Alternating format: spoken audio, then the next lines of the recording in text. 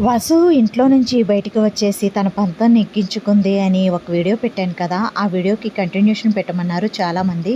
దానికి కంటిన్యూషన్ ఈ వీడియో.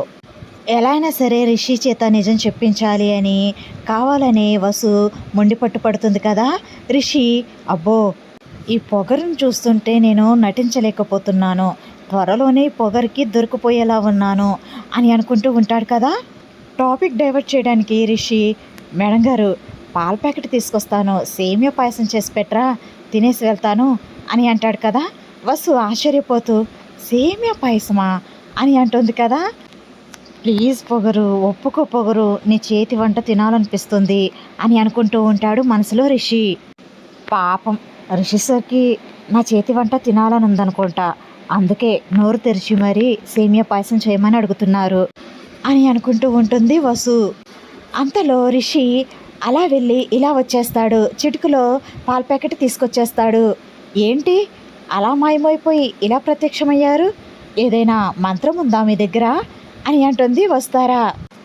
అవును, కానీ అది ఎవరికి చెప్పకూడదు, మీకు కావాలంటే చెప్తానులే, మీకు చెప్పాలంటే ఫీజు అవుతుంది అని అంటాడు రిషి.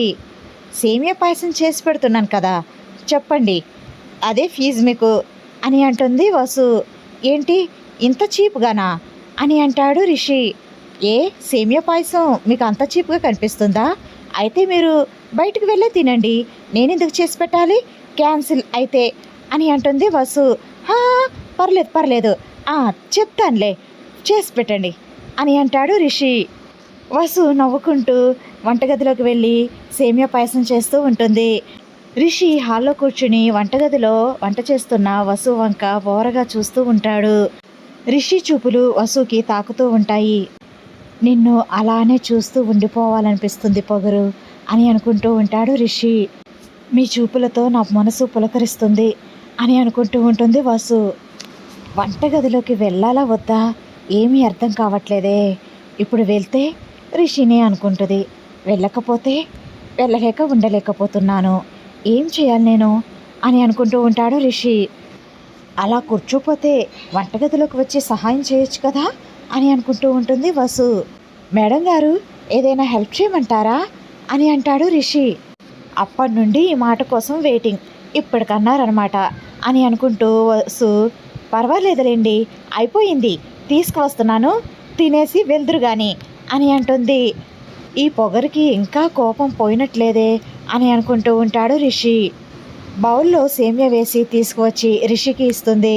రిషి ఆ సేమియాని తీసుకుంటూ, అదేంటి మేడం గారు మీరు తెచ్చుకోలేదా అని అంటాడు. పర్వాలేదండి, మీకు కావాలన్నారు కదా, మీరు తినడానికే పాల ప్యాకెట్టు, సేమియా, సగ్గుబియ్యం అన్నీ తెచ్చిచ్చారు కదా, మళ్ళీ నాకెందుకండి, మీరే తినండి అని అంటుంది వసు.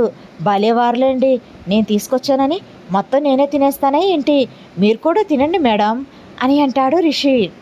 పర్వాలేదండి, మీరు తిని వెళ్ళండి అని అంటుంది వసు. మాటకు ముందు వెళ్ళండి వెళ్ళండి అని కోపం తెప్పించేస్తుంది పొగరు అని అనుకుంటూ ఉంటాడు రిషి. మీరు సేమియా పాయసం తినకపోతే నేను కూడా తిన్ను అని అంటాడు రిషి. ఇదేంటండి, మీకు చేసి పెట్టమన్నారు చేసి పెట్టాను, మళ్ళీ ఇదేం ట్విస్ట్, నన్ను కూడా తినమంటారేంటి అని అంటుంది వసు. అదంతేనండి, మీరు తింటేనే కానీ నేను తిన్ను, లేకపోతే వెళ్ళిపోతాను అని అంటాడు రిషి. ఆగండి తెచ్చుకుంటాను అని వసు కూడా బౌల్లో వేసుకుని తీసుకొచ్చుకుని రిషి ఎదురుగా కూర్చుంటుంది. ఇంటికి వచ్చిన అతిథుల్ని బాధ పెట్టకూడదు అని నేను సేమియా పాయసం తింటున్నాను, అంతేకాని మీ గురించి ఏం కాదు అని అంటుంది వసు. సర్లేండి ఏదైతేనే తిందామా అని అంటాడు రిషి. వసు నవ్వుతూ సరే అని అంటుంది. రిషి సేమియా పాయసాన్ని నోట్లో పెట్టుకుని, అబ్బా ఏం చేశారండి మేడం గారు, ఎంత అద్భుతంగా ఉందో, నోట్లో పెట్టుకుంటే అలా జారిపోతుంది, స్వర్గంలో ఉన్నట్టుందనుకోండి అని అంటాడు రిషి. ఏంటి పొగుడుతున్నారా అని అంటుంది వసు. లేదండి నిజం చెప్తున్నాను, మీ చేతిలో ఏదో మహత్యం ఉందండి, అందుకే ఈ సేమియా పాయసానికి ఇంత టేస్ట్ వచ్చింది, ఎలాంటి టేస్ట్ ఉన్న సేమియా పాయసాన్ని తిని ఎంత కాలమైందో అని అంటాడు రిషి. ఎంతకాలమైంది అని అంటుంది వసు. అంటే మా ఇంట్లో వాళ్ళు ఎవరు ఇంత టేస్టీగా ఎప్పుడు చేయలేదు, అందుకే అంటున్నాను అనమాట అని అంటాడు రిషి. కవర్ చేసింది చాలు. నీ చేతి వంట తిని చాలా రోజులైంది వసు అని చెప్పొచ్చు కదా, చెప్పరు అని అనుకుంటూ ఉంటుంది వసు. నాకు చెప్పాలని ఉంది కానీ పరిస్థితుల ప్రభావం వల్ల చెప్పలేకపోతున్నా అని అనుకుంటూ ఉంటాడు రిషి.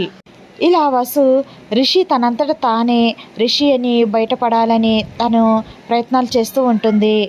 రిషి మాత్రం పైకి కవర్ చేసుకుంటూ లోపల వసుకి దూరంగా ఉంటున్నందుకు బాధపడుతూ వసుని అలా ఆట పట్టిస్తూ ఉంటాడు. వీడియో నచ్చితే లైక్ చేయండి ఫ్రెండ్స్. మన ఛానల్ని ఫస్ట్ టైం చూస్తున్న వాళ్ళైతే సబ్స్క్రైబ్ చేసుకుని బెల్ ఐకాన్ ప్రెస్ చేయండి. షేర్ చేయండి, కామెంట్ చేయండి మీ అభిప్రాయాన్ని. Thanks for watching. Bye bye.